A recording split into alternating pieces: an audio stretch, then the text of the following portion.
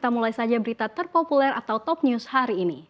Berita yang pertama datang dari mancanegara, di mana intelijen militer Ukraina baru-baru ini menerbitkan audio tentang dugaan panggilan telepon yang disadap, di mana seorang tentara Rusia mengungkapkan bahwa negaranya berada di balik ledakan bendungan Kakhovka pada Juni lalu.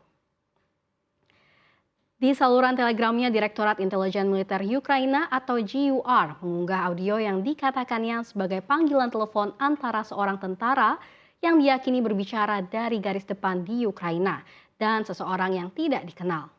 Tentara tersebut menjelaskan secara rinci tentang ledakan besar di bendungan pembangkit listrik tenaga air Kakhovka di wilayah Kherson Selatan Ukraina pada tanggal 6 Juni. Kehancuran yang diakibatkannya menyebabkan setidaknya 150 ton oli mesin terlepas ke sungai Dnieper dan banjir di beberapa pemukiman. Presiden Rusia Vladimir Putin dan pejabat Kremlin lainnya membantah bertanggung jawab atas insiden di bendungan tersebut dan menyalahkan Kiev dan sekutunya. Di sisi lain, Ukraina mengatakan Rusia berada di balik bencana tersebut.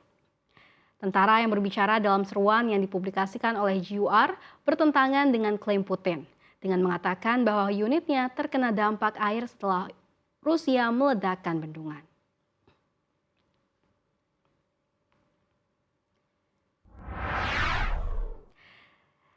Ya, dan berita terpopuler lainnya datang dari dalam negeri di mana awal musim hujan di Jakarta dan nasional. Badan Meteorologi, Klimatologi, dan Geofisika mengungkapkan bahwa awal musim hujan untuk Indonesia dan Jakarta sendiri diperkirakan baru mengawali awal musim hujan pada bulan November mendatang. Dalam keterangan yang dikutip dari laman resminya, BMKG mengungkapkan wilayah DKI Jakarta akan mengalami musim bulan November dengan puncak musim terjadi pada bulan Februari 2024 mendatang. Untuk Pulau Jawa sendiri, awal musim terjadi pada Oktober sampai Januari 2024, sementara untuk puncaknya diperkirakan pada Desember 2023 hingga Februari 2024.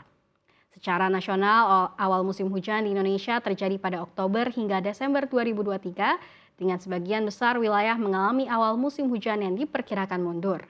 BMKG juga menjelaskan puncak musim hujan di Indonesia terjadi pada bulan Januari dan Februari mendatang. Sebagian besar puncak musim hujan juga diperkirakan sama dengan normalnya.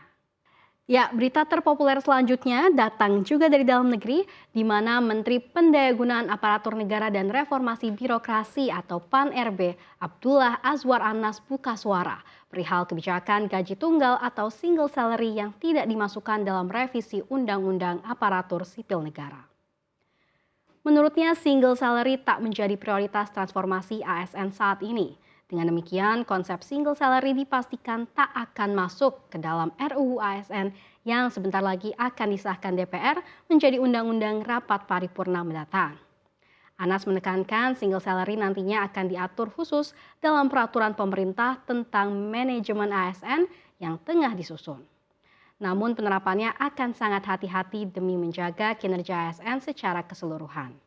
Hal ini karena Anas tak ingin nantinya penerapan single salary malah membuat penghasilan yang diterima ASN yang bekerja secara serius dan bekerja keras sama dengan ASN yang bekerja biasa-biasa saja.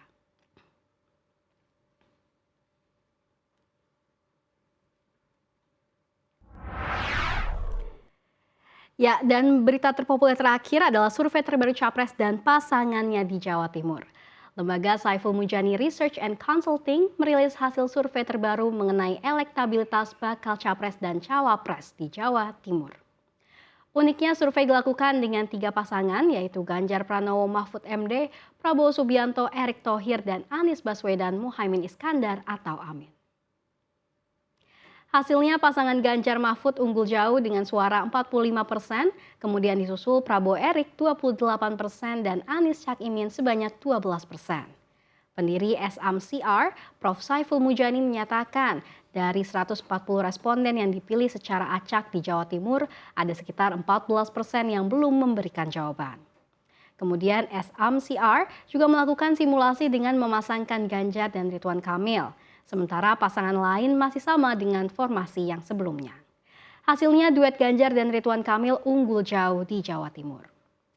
Saiful menyimpulkan setelah sekitar 2 atau 3 minggu pasca deklarasi Anies Mohaimin, dukungan pada pasangan itu di Jawa Timur belum juga mengalami perkembangan.